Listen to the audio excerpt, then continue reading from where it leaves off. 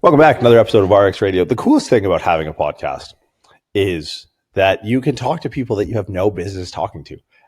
No clearer example of that in today's guest, Jean-Francois, founder of Can Labs and the world's leading expert on peptides. I cannot tell you how interesting this man is, and I cannot tell you how crazy a science peptides are.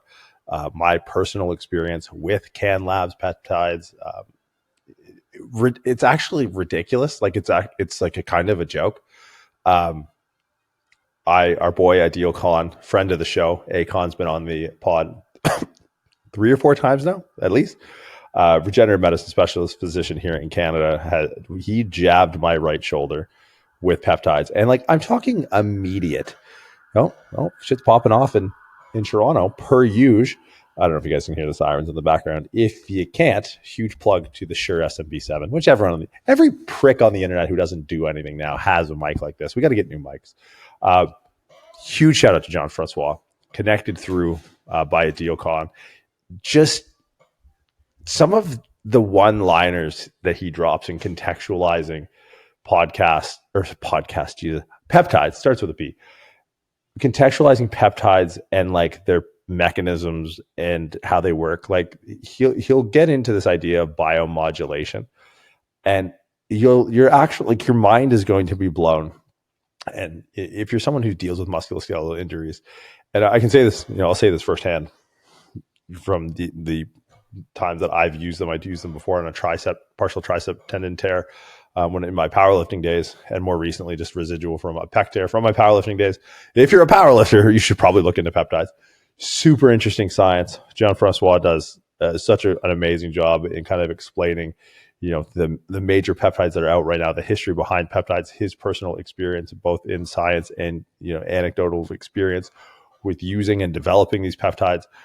Just like absolute wizardry shit. So huge shout out to Jean-Francois for taking the time and lending us his expertise. This is not a conversation that I should be having technically, or just even like socially. I shouldn't be able to have access to these people, but thanks to you guys listening, I do. So huge shout out to everyone who has been sharing the podcast. It's great to see. On that note, a couple weeks till Australia L1. If you guys haven't signed up, there should be a handful of tickets. If there's not, excuse me, shoot me a message. We'll see what we can do at the _muscle_doc. And then, of course, L1 semester goes live at the end of the month. First class, Monday, January 29th, taught by yours truly, 16 weeks applied biomechanics, functional anatomy. We're going to go through everything in this textbook, which if you're watching on YouTube, I just held up to the camera. And if you're not, check us out on YouTube. I think it all gets posted on my YouTube channel. So if you search the Muscle Doc on YouTube and subscribe, every subscription puts an old person in a home, because we don't need any more boomers in fitness, and we need the Spotify and iTunes top fitness charts to not be old people reading research. Make it stop. Death to zone 2 cardio, and put old people in a home. There's no transition for that line. Huge shout out Jean-Francois. Just, really on another level when it comes to understanding peptides and science behind and mechanisms behind. So guys, enjoy the episode. Appreciate you guys sharing around the podcast. If you're in the Australia area, we'll see you in a few weeks in Melbourne. Huge shout out to Reece Livingstone at Lionstone Physique for offering up his amazing facility.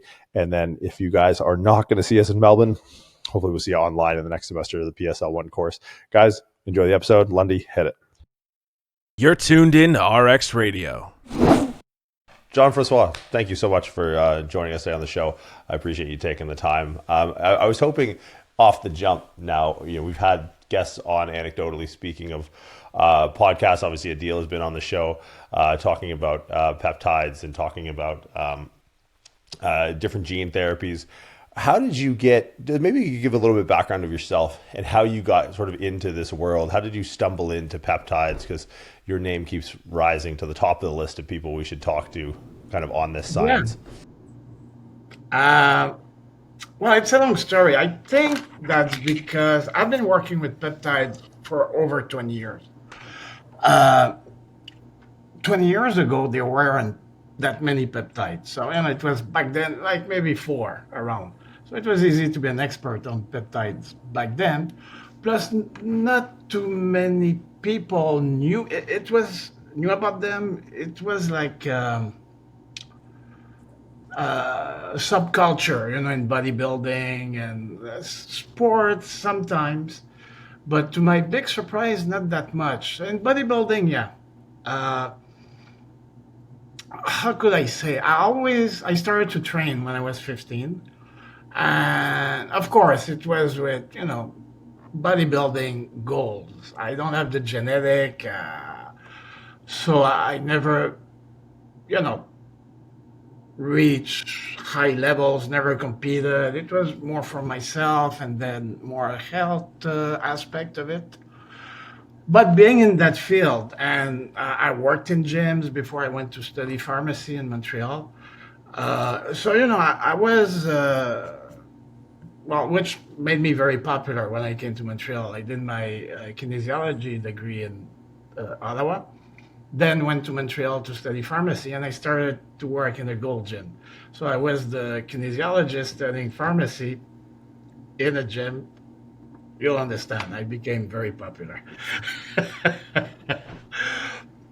So basically, back then, the first peptides I became aware of, I think it's 99. It was the melanotan, the tanning peptide, actually. Because I'm white like a ghost. I go in the sun, 15 minutes, then I'm red like a lobster. So I was very interested in that peptide. At the time, I had found a company that would make it for me, but it would have cost like $1,000 a day. So I didn't buy it, but that's how my interest started. And then CGC 1295 came up. If you knew how, you could get them already from China. So back then, I found a source in China and I would bring them in. So the CGC, then the BPC 157, and Thymosin beta 4. Those are the four that we were working with at the time. So I'm talking beginning of like 2000, 2001. And using them, wow, like I think you had a recent experience where you were injected in the shoulder. You'll see amazing and results and almost immediate. You see the results. And it's actual repair. It's not masking the pain. It's not. No, it's actually repairing the area. So it comes from that, and over the years, being having an interest in that, and I shifted more and more in my interest toward more away from bodybuilders, so to say, or athletes in general, to medical aspect of it and anti-aging aspect, and now I'm mostly working with doctors and for protocols and what to use, what they do, and everything. But So your experience started anecdotally. It started with personal use. You got your hands on some peptides out of self-interest in building a physique, repairing tissues. begin with. But very Yeah. fast, I passed it to the people I was training. Now, what were your biggest like aha moments when you got into the science of it? When you started to understand the mechanisms and the pathways, what was the first light bulb that went off? You're like, wait a minute, this does that? That's nuts. They don't have side effects. I studied pharmacology and pharmacy, and even today, doctors working with peptides, they're still kind of, not all of them, but most, they're stuck in that mentality of drugs. So what do I mean by that? Let's say you have hypertension, right? So they give you a drug to bring down your blood pressure. But let's say I don't have blood pressure and I take the drug, it will bring it down. So the drugs, they force their actions. Either you need it or not. Peptides, they're intelligent in a way. They will work where and if needed. And basically what I found over the years is that you cannot overdose. Uh, Now they are more complex. Okay, melanotan you could overdose. You're gonna probably throw up if you take too much, but that's gonna be the end of it. And you're gonna be asked like the first time you use it, you have a tendency to do too much. So me going from white like a ghost, I went so dark that being on the beach in Spain in the month of August, I was the darkest guy on the beach. And I was asked twice if I was from India. So um, that's the kind of overdosing you could do with most peptides. In those, yeah, the melanotan pushes its effects. It's kind of an exception. But most of them, they don't push it. BPC 157, thymosin beta 4. And I'm saying that for a big reason is that one thing two peptides do is angiogenesis. They increase vascularity, and people are afraid. Uh, for example, cancer. Can we use them if somebody has cancer? Because if you have cancer, you don't want to increase the angiogenesis around the cancer cell. Uh, well, what I tell them, I said, look, it's going to provoke that angiogenesis only if needed and where it's needed. Very important. It's not going to be systemic. It's going to happen where it's needed. So you have an injury, you need more blood flow. The blood flow will increase in that area because it's needed. Um, but it won't force it because, again, you know that if you increase angiogenesis in a general matter, you automatically increase the VO2 max. Well, if it would push that action, every endurance athletes would be using it for that purpose. I'm sure they tried and they found out it didn't work that way. So they don't push their action. And so far, yeah, you know, I'm generalizing. I want the listener, they are always this guy who took this and had a side effect.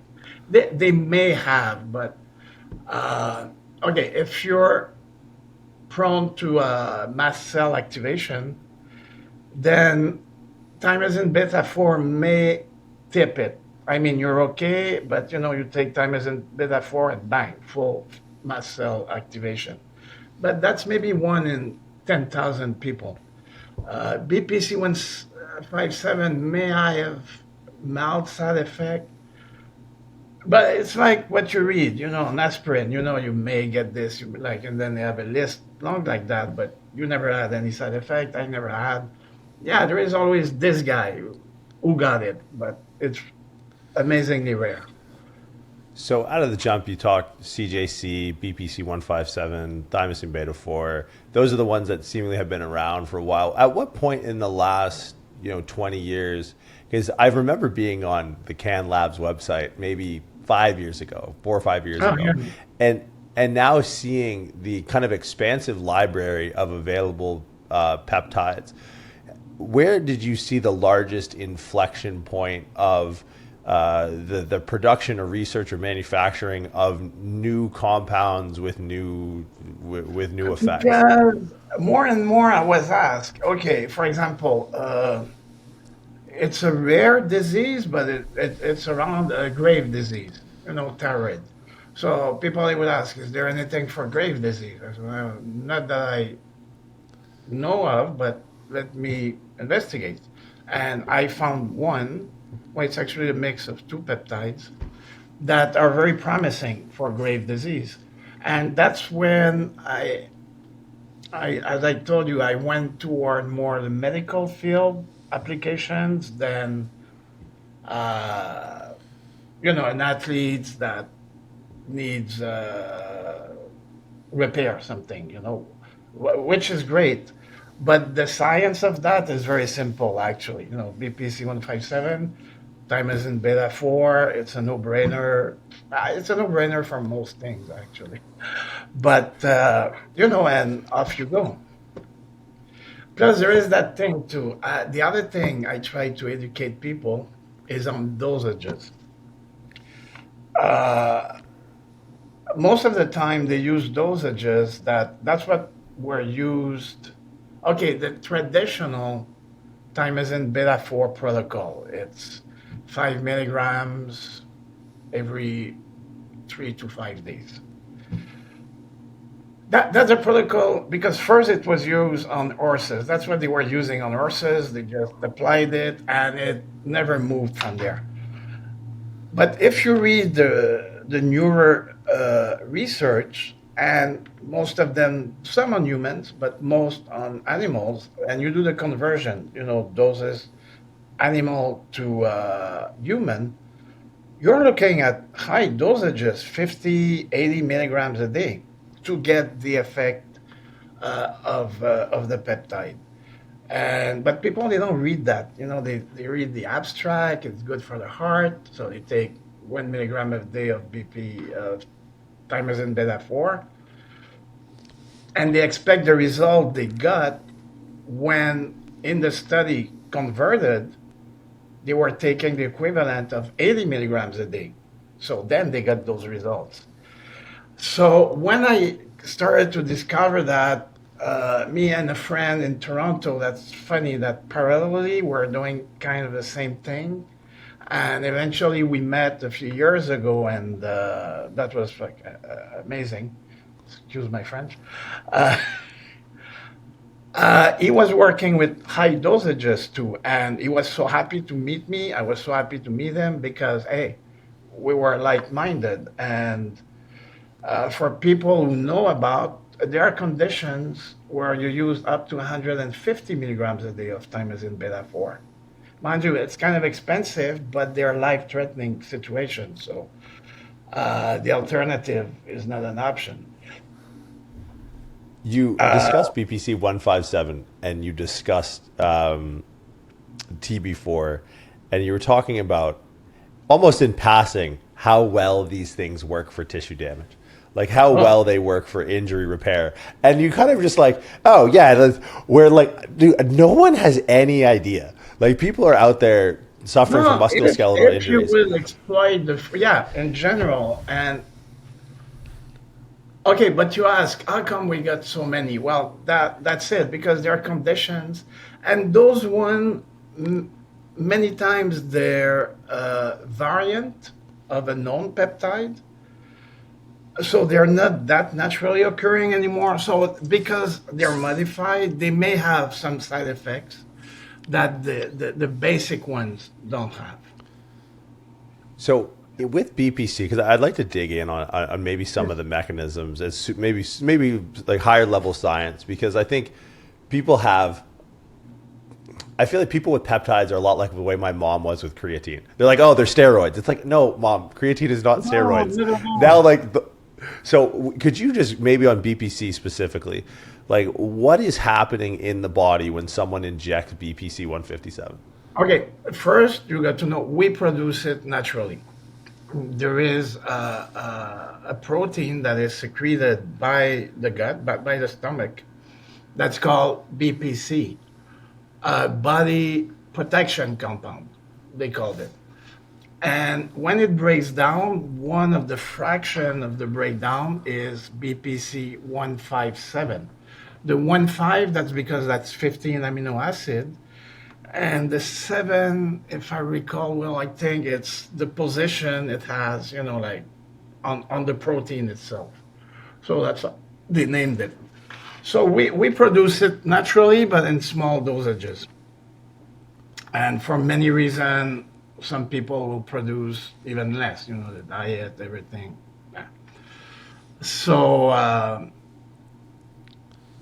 the chemistry, the actual mechanism down to pathways and all that, it's not that well known. That's the funny part. It's a bit like aspirin. I think it's in the last 5 years we found out how aspirin actually works in the cells. Until then, if they would have wanted to put aspirin on the market 5 years ago, it would have been refused because they couldn't explain how it works, like the cell details. But what we know is that it accelerates repairs through different mechanisms. Angiogenesis, one thing that was found recently, and that's probably helped to increase repair, is that, and that could be interesting for people taking growth hormone secretagogue or straight up growth hormone, is that BPC 157 increased the receptivity of the growth hormone receptors. So for the same amount of growth hormone you would be taking, if you're taking along BPC 157, you'll get a stronger effect from the growth hormone. So it is believed it's part of how it helps to heal, because growth hormone help in the healing process. Plus, there are intracellular mechanisms that makes the cell heal or the tissue. The exact details, right off the top of my head, I cannot tell you. But there Now, is. you brought up you brought up an interesting point, and I've been seeing this with what I've heard from you and what I've read in my own peptides, is the synergizing effect of peptides has a seemingly unique Oh, compared to other drugs. Can you kind of speak on the okay, synergizing yeah. effects and like That's how why some peptides are run together? nowadays, most of the time, thymosin beta 4 and BPC, they're used together because they both do the same thing. They heal tissues, but through different pathways. And they have that synergetic effect. So when you use them together, you get that 1 + 1 = 3 effect. Now you see this. And, I've actually seen the compound you have that's multiple in one. oh, Ipamorelin. yeah, the one you saw, that's because that's for the liver. We have three of them in one. It doesn't have a name. It's only the amino acids. Uh, yeah, it's for the liver. So we decided to being, fatty liver and all that, being good for the same thing. You say, hey, I don't know if they have probably they have a synergetic effect. So by using the three together, of course, you'll get a much better effect than if you were using only one or two. It, But you see that with pretty much everything. For example, nowadays it's believed that you get a much better effect if you take, instead of taking two aspirins or two Tylenol, you take one of each. You're going to get a better effect. That if you were to subcategorize by objective outcome at like health and longevity or tissue repair and muscle building, and highlight like the main players in the peptide space under each of those categories, what are mainstays that people tend to reach to for the muscle building side, tissue repair, and then what are mainstays you find yourself prescribing or recommending most often for the longevity and health side? well, what people reach out the most, muscle building and fat loss. They all want the magic pill, but that's where peptides are not great at. Uh, if there was peptides that were really good to lose weight or fat, I would be amazingly lean. And if there were any to build muscle, I would be pretty muscular. So, it's a bit there are some. You have muscle growth factor, that's a splice of IGF-1 that we produce, so you can spike it if you take it at a certain time after training. Uh, you will. It's a cherry on the top. The 20-80 rule. So if you do 20% of the work, you'll get 80% of the results. It works with training. And for most people, I know trainers don't like to hear that, but somebody could train twice a week for an hour and get, if it's a father, three kids and all that, he's going to get pretty decent results, going from nowhere to those two trainings a week. If they're well done, he's gonna get that 70-80% results. Now, if he wants to go further than that and reach 90-100%, if he decides to go compete in any sport, then he's gonna have to put that extra 80% of effort to only get the 20% of results. So those peptides for muscle growth or fat loss, they're very effective in that last part, just to that little extra that is hard to get. But in muscle building, fat loss, there is no. It comes down to the diet. Now you have a Ozempic that came out, which is a peptide. Per se, it doesn't burn fat or anything, just cuts appetite. So you eat. It's easy. It's funny. I was talking about that last night at the dinner. It's basically by cutting appetite, it makes it easy to stick to a diet. But it's the diet that's going to make you lose the weight. The peptide helps you to stay in line with the diet, like again cutting appetite, slowing down motility so you feel full all the time. But fat burning, no, it doesn't do much. Now, If at on the all. longevity side of things, because I want to circle back to Ozempic because I think that's a really interesting Okay, point when it comes to the longevity, that's another story.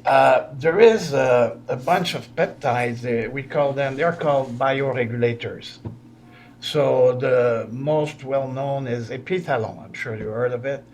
Discovered in Russia over 40 years ago. And they did human studies on Russians, six, and like the main ones, there is one that lasted 6 years and the other one 12 years on people between 60 and 80 some years. And what they found after 12 years is that mortality in the group who took the peptides were decreased by 67%. And they measure a dozen of markers, but at the time it was like bone density, muscle tone, melatonin levels in the blood, and stuff like that. Pretty much everything was brought back to youthful levels, actually. And so now and thereafter, so epithalon is extracted initially, it was from the pineal gland. And then thereafter, they found that pretty much every organ in the body has one, two, sometimes three peptides that bioregulate those organs. So for the heart, we know of one, so it helps to regulate heart functions. Um, After that, they found that some of those peptides, okay, let's say the heart one, and then you find a study where they found it to be good for something else. So there seems to be cross actions between those peptides. Uh, and they're very, very potent because it's epigenetic at its core, meaning to be classified as bioregulators, you need two, three, or four amino acids, five maybe. And they're small enough, their receptors, those one we know, their receptors are not on the cell membrane, they're not on the nucleus membrane, they're not on the mitochondria membrane. No, they introduce themselves in the nucleus of the cell and introduce themselves within the DNA to modify the 3D configuration of the DNA in that position, which increases the expression of the genes in that area. So if it's the heart peptide, it will go in the DNA that will make the gene that is responsible for heart repair to be more active. And the nice part is they work, uh, well, there is a reason they call them regulators, not bioenhancer, is they work like adaptogens with supplements. So if something is too high, it will bring it down, and if it's too low, it's gonna bring it up to where it should be, normally at youthful level. So you'll get that youthful activity of those genes uh, under the influence of those peptides. So you mentioned Ozempic, and obviously it's had a big impact on the market. And being a peptide, and with peptides' current stipulations, regulations in the law, do you feel like with the introduction of Ozempic into the market that the regulation around peptides is soon to change? Because this is something that's Oh yeah, always yeah, a yeah, little bit contentious. yeah. It's gonna change the way I see it. You know what they did now? Starting tomorrow, compounding pharmacy cannot compound most of the peptides anymore. What we see is a trend. It's a bit like the electric cars. You know, with Tesla, people tried before, but there is a point where I don't know how many units they sold. I don't know, they calculate it, but when it reaches a certain level of probably number of electric cars going around, it's a point of no return. Now they cannot stop it. So they cannot stop it. They say, okay, we'll do it too. So now everybody's in it. Those same companies that were literally blocking electric cars industry are not making electric cars because they cannot fight it anymore. And I see that uh, happening with peptides. Right now, there is a big pushback from the pharmaceutical industry. I hate to talk bad, even against them, even they do bad things, but the fact is, a healed client is a lost client. And peptide actually heal people. So, they're not too happy about it, but the way it's going, it's exponential. It's getting very big. 10 years ago, you would mention peptides and what's that? Now, you have peptides in cosmetics and all that. People are becoming more and more and more aware of what they are and what they do. Companies popping up left and right. Doctors using them more and more all over the place, and a lot because they realize they work amazingly good. And for a fraction of the price, like stem cells or exosome. So I see that we're going to see it. Eventually, the pharmaceutical industry, they're going to say, okay, that's it.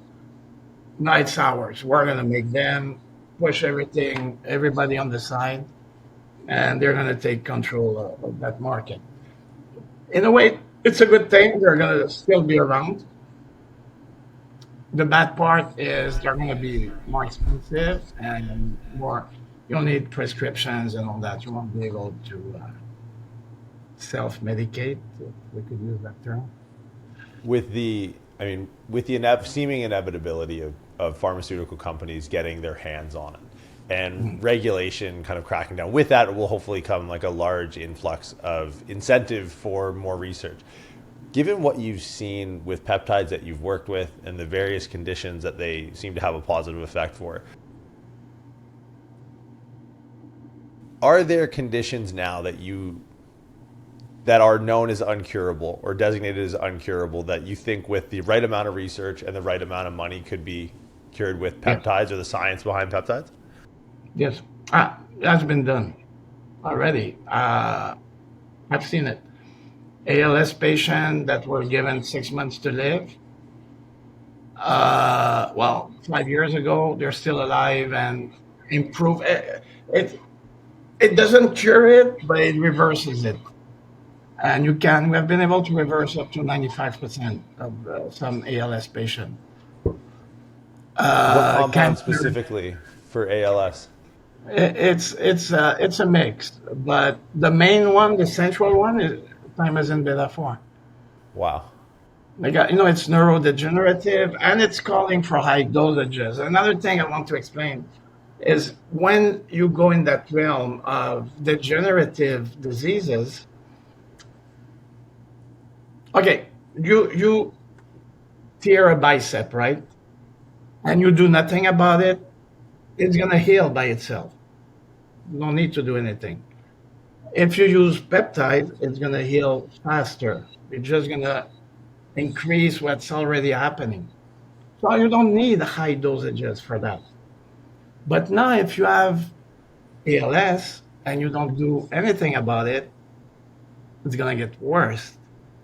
So when you start a peptide therapy for, again, that kind of condition, first you have to stop the degeneration and then go uphill to reverse it. And we found by experience the only way to do that is by increasing a lot the dosages. But for ALS, we were working with like eight peptides, a combination of eight peptides to heal it from mostly nerve repairing. Yeah. Plus the diet is important. So many things. Mineral rebalancing. ALS people, as a parenthesis, they're nice people, but they're very difficult to work with because it's very, very, very demanding in terms of almost daily adjustment and dosages and all that. So very few doctors actually work with that because it's very, very demanding. But it can be done. Now you mentioned a few other diseases as well on top of ALS. Yeah, MS. Well, pretty much any uh, neurodegenerative disease can be slowed down. Again, it's not gonna heal it because it doesn't attend the reason why it started. That most probably is something genetic somewhere. So uh, that we cannot do nothing, but we can do repair at the beginning more than it breaks down, and eventually after a year and a half, you go on a maintenance protocol, much less dosages, and they have a much more normal life for much longer. Do you feel like the emergence will come from just a wider acceptance of the peptides we already know and use, or from a synthesizing or creating or identifying new peptides? A bit of both, because peptides, there are so many. Uh, we know 7,000 peptides that circulating in your body as you speak. And we suspect there is probably a quarter million going around.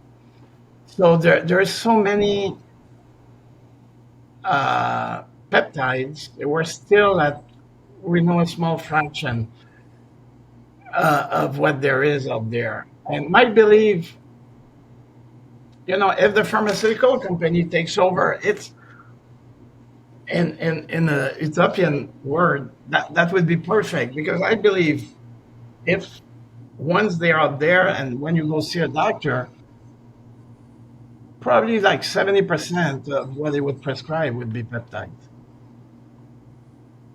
and get much, much better results in every senses than with drugs. Yeah. Because and they're looking more into peptides because the drug market is stagnating. They don't come up with really new good drugs. And my personal belief, actually, the best drugs they came up with, they came up. Oops, sorry about that. They came up in the 70 and 80s, 60s, 70s, and 80s. Metformin came up back then. After that, they came up with new drugs for diabetes type 2. But the main reason that's because the patent on metformin was expired. So they all try to push that new one is better. But no, it's to me, metformin is pretty much the best you can do. Antibiotics, everything that came up back then, to me, it's still the best for about 80% of drugs. So So with peptides, I think the bulk of what is really working, we've got a lot of them.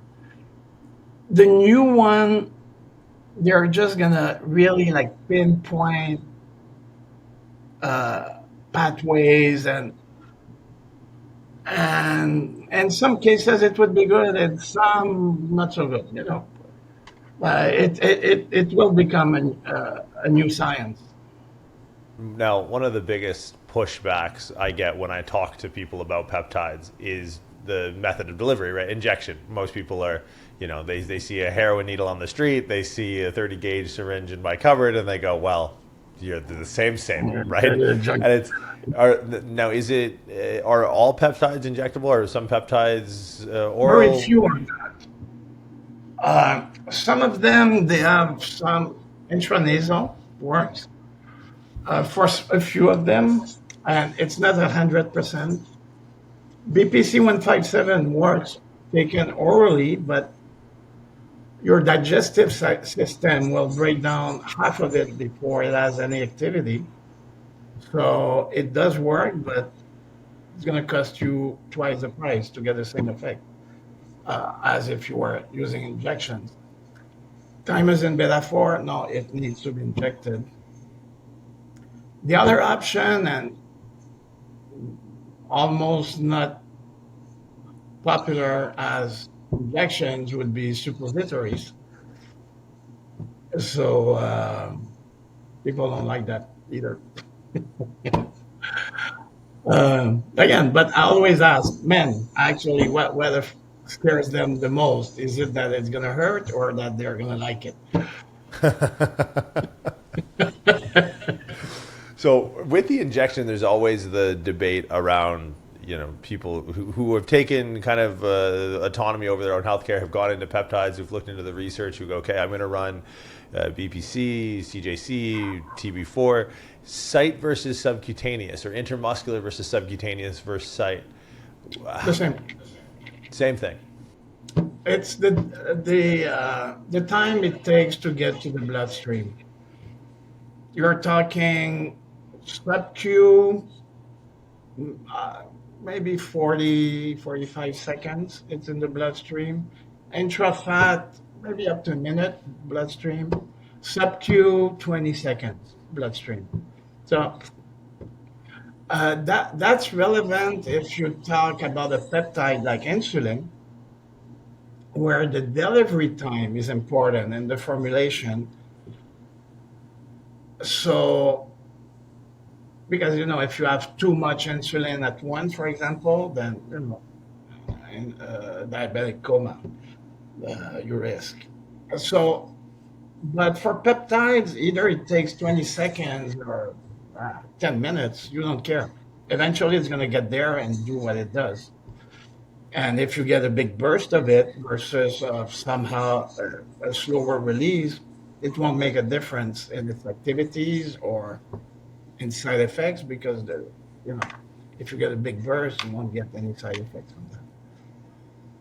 Now, you talked about dosages, and you talked about the one almost sticking point that people have is, and with obvious and with exceptions still out there, but about the idea of like taking too much and the bioregulatory effects of the compound stopping really some negative side effects. When, like, because I think most people listening are probably most familiar with, at least anecdotally, with BPC 157. What type of windows, what type of ranges are we seeing in dosages in therapeutic use for someone who's looking for tissue repair, not necessarily muscle building, but maybe like tendon ligament repair? Which helps, and that's why now they're banned by WADA because they figure if you repair the tissue faster, muscle tissue, then you can train more often. So potentially more muscle or strength gains faster. So they say, no, you cannot do that. It's not natural. But those are just for that kind of injuries. It could be okay for thymosin beta 4, anything between, okay, like a shoulder infiltration. And more so if it's in the bursa, it's going to stay there for a long time. Plus, there isn't any peptidase because in the blood, What degrades the peptide? It's not the temperature.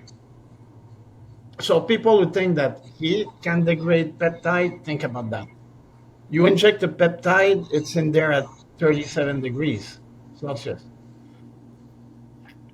And it won't degrade due to temperature. It will degrade due to the peptides, the enzymes that degrade proteins and peptides. And to prove that point, there are drugs you can do. They're peptidase inhibitors. And when you use them at the same time, the peptides stays in the blood for a long period of time. It's not degraded by body temperature. So we can safely say that up to 37 Celsius, no degradation. Usually up to 40, we could say safely. Okay, but coming back to the bursa, it's going to stay there. So you're going to have that local effect that's going to last a long time. So if you go with a high dose of thymosin beta 4, I'm thinking 20, 25 milligrams, almost immediately you're going to see results. That the inflammation is going to go down at once, oof, very fast. And the repair of what needs to be repaired will happen in a few days with one injection because it stays there and it's not that well degraded. It's going to still be there tomorrow and after tomorrow doing its thing. So you brought up an interesting point about WADA that I think is kind of always top of mind. UFC is always kind of on the leading edge of discussions around drugs and sports. I mean, I guess, do you see a future with clean sports where peptides become green light and not on the prohibited list in and out of competition? Well, they would need to get younger people on the water panel for that. But yeah, hopefully, eventually, that would be nice. And with the current state of things, how detectable are these compounds in current testing protocols? That's informational only. I'm not up to date on that, so don't take my word. But peptides, any peptide you take, except those modified like Ozempic, but the natural occurring peptides, within 12 hours, there is nothing left. Some it's even faster, minutes. Um, so, but the longest detectable after 12 hours, it's gone. So that's your answer. Okay, all right, very diplomatic. No, 'cause, I mean, it does pose an interesting health. I think one of the biggest issues now in sports is whether you're like professional hockey or football. Sports have come a long way in improving the safety of the game on the field, but it's the medical advice and The surgery off day, the the field that day they realize what it can do for concussions, every football players will be on them. is there one specifically that seems to show promise? Not promise, results. Thymosin beta 4, BPC 157, C9, C-max, all the brain peptides, they work amazingly great to mitigate those effects, of course. And if somebody has, how you call it in English? Anyway, it can be repaired, and more so if concussions. Let's say you have a football player who's on the field, gets a concussion, right there and there, start shooting him with peptides. Probably in a few days, it'll be as new, like nothing happened. So there's no limitation with like blood-brain barrier and anything like that with peptides. No, Those most are. peptides they do cross the blood-brain barrier. Would you ever see a use case for these types of drugs being used prophylactically? What do you mean, So prophylactically, in the sense of rather than a football player getting jabbed on the field after sustaining a concussion, ah, a protocol that they would take just as a football player. There's, I take my vitamin C in the morning. I take my yeah, BPC. yeah, kind of preventive thing because maybe it's not a concussion, but or a boxer, they do get hit on the head, you know. After a few years, you see it. Uh, so yeah, it would be wise to go on kind of a preventive protocol maintenance. So any little damage that is done is repaired as you go, so it Now, doesn't get bigger. with you personally having like the keys to the lab, so to speak, what peptides most interest you? What peptides are you? What office supplies are you stealing from CAD Labs? Going, oh, this is I got to try this. Well, I tried them all. I Oh, would never amazing. put anything on the market that I didn't try myself. Uh, just to be sure. But as my personal usage, it rotates actually around thymosin beta 4 and its fractions, BPC 157, thymosin alpha 1, immune system, bioregulators a few times a year. The growth hormone secretagogues, I like them, but in my personal, water retention, I puff too much. I don't like that effect. So I don't use them much. The tanning peptide once in a while, keep the color. Uh, but it's a bit like drugs. I told you the first ones were BPC 157, thymosin beta 4, and they're still at the core of pretty much any therapy we're doing. So preventively to do once in a while and all that, just to be sure, thymosin beta 4, BPC 157. They're great. I did Mutsi for 20 days. It was nice. You know, I don't know, human, I didn't feel anything, but I trust the science. It did something. But at the end of the day, I like the intranasals.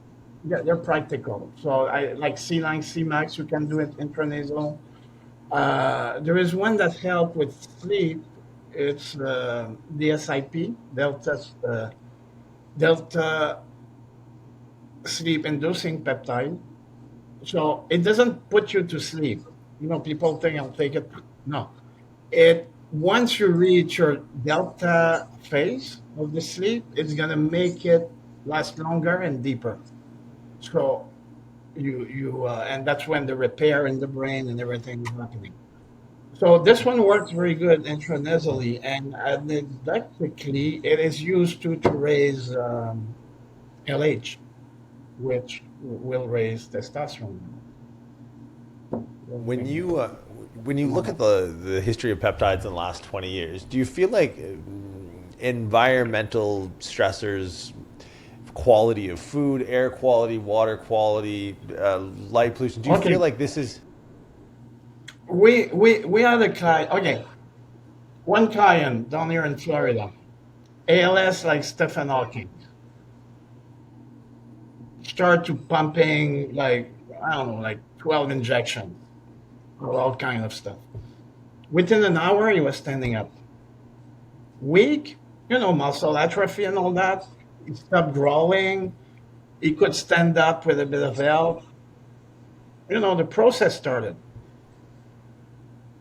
Um, Another guy in Tampa, I think, or Texas, starts with a T.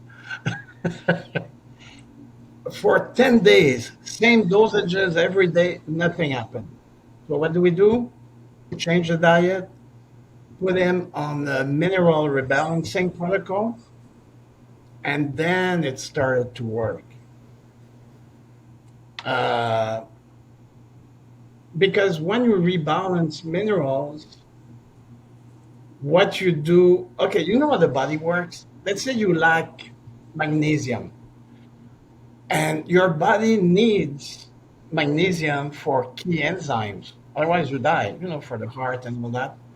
So the body, to keep those enzymes going, if there is not enough magnesium, it's going to use heavy metal to replace the magnesium. So it's not a perfect fit on the receptors after that because the enzyme is not quite the same. but it's going to work maybe at 40, 50, 60%. So at least you're not going to die. So if you that's why a forced detox can be dangerous, because if you didn't replenish the minerals before. But if you do replenish, rebalance your minerals, then the body will favor the magnesium and naturally will let go of the heavy metal. You don't need to do any specific detox. The body is equipped to detox. Once it's there to go, the body will know how to release it. And yes, heavy metal, because of that, they block, they change, because receptors too need minerals in their structure. So if those minerals are replaced by, some of them replaced by heavy metals, then the receptor shape change and it becomes less receptive to anything, hormones, peptides, anything. So it's important therapeutically when you look at working with people like that to look at everything, not again, oh, I'm going to do the peptides and that's it. I'm going to go to McDonald's every day, for example. No, not a good idea. You really look at big changes to make things happen. If you were to, and I hope this isn't overgeneralized, but the idea of like hematology and blood work is also kind of rising in popularity. It kind of in a movement of people being more autonomous over their own healthcare. What are some of the biggest changes that you've seen in just blood work alone? Like, sticking with the major peptides that we discussed so far, thymosin beta 4, BPC. What are trends you see in like blood results as far as Well, whether it's okay. B vitamins, If, iron, if, whatever? uh, if the blood results are off because of, I don't know, failing kidney, a little, not full kidney failures, but they're not 100%. That will affect the blood results. Same thing for the liver. If the liver is a bit off, it's going to affect some results of the blood work. So by using peptides that repair those tissues, then you improve the blood work because now they function optimally. So in terms of hormones, as I said, as you people, I don't think it's a good idea. TRT.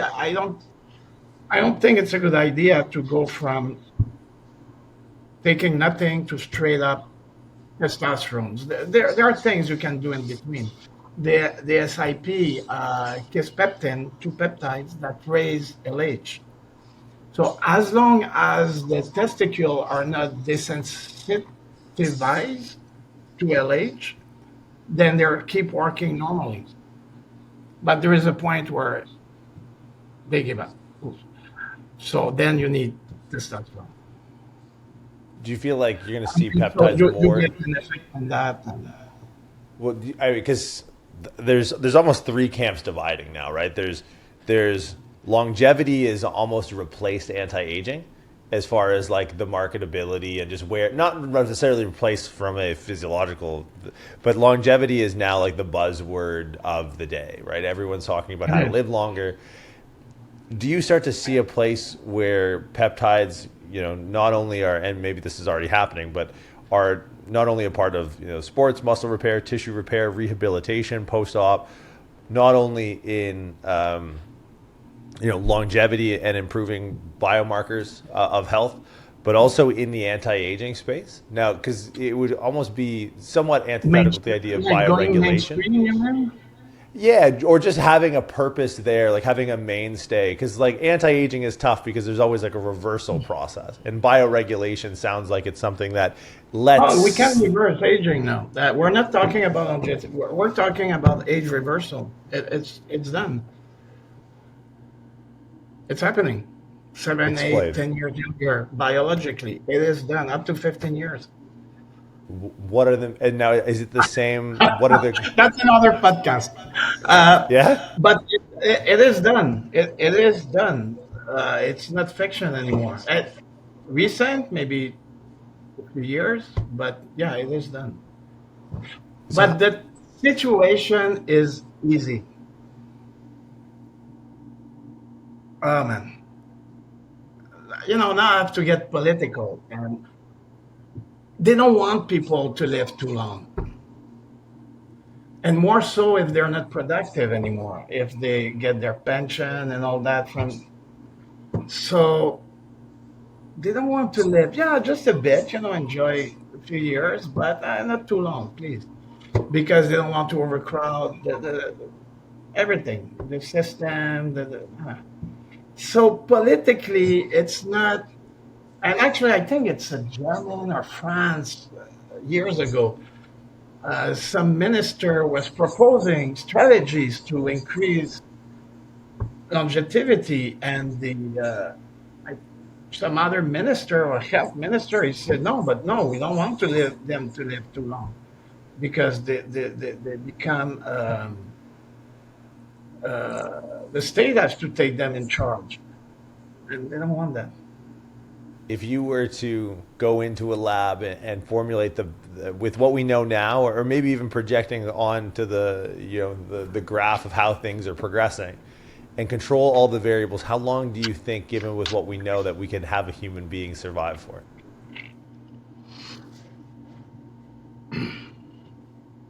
Me, I think if it wasn't for contamination, 120 would be easy to do. I think to pass 120, you start to you need to start looking into gene manipulation. I think genetically, it's even biblical. We'll live 120 years, and that's what we see. Centenarians, they rotate the oldest around 120. I think that's pretty much our genetic limit. Now, by tweaking with the genes, probably you could bring it up to 300 years.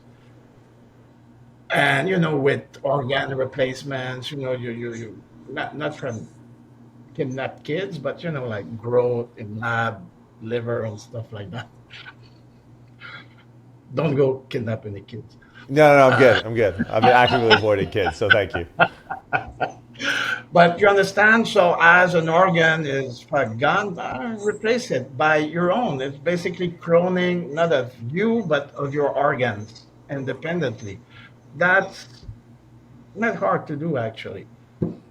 And it's probably done. They don't talk much about it. Those guys, Zuckerberg and all that, right now they're spending billions of dollars on anti-aging. They want to live forever, of course. But there is another thing you have to keep in mind, is that not only the body is wired to die, the mind, the brain is wired to accept it. Meaning, I'm 60 now, and you would tell me I will die tomorrow, I would freak out, of course, like anybody. But then I would say, okay, well, still, 60 years, I had a good run. My brain is starting to accept it. As a 25 years old, is no way. He's not going to accept it by any means. So I believe even the brain is wired to, and you see, and I think that's why they're looking at space now, because I've been there, I've done it. What else is there? When you have traveled a lot, you have done a lot of things, and guys like that, they have been everywhere. They have they had the biggest houses, they had the biggest planes. They again excuse, I don't know if children, but they fight anybody wanted. What else is there to do? So now they say, okay, hey, let's go to Mars. you know, Yeah. because Is there? the human body is like that. We get tired of the same things, and when there is no new things, then it's like Do you see any? And I might wrap on this. Do you see anything? Do you see any horizon that the emergence in peptides and medical science can't? Do you see any obstacle as insurmountable? Any disease? Any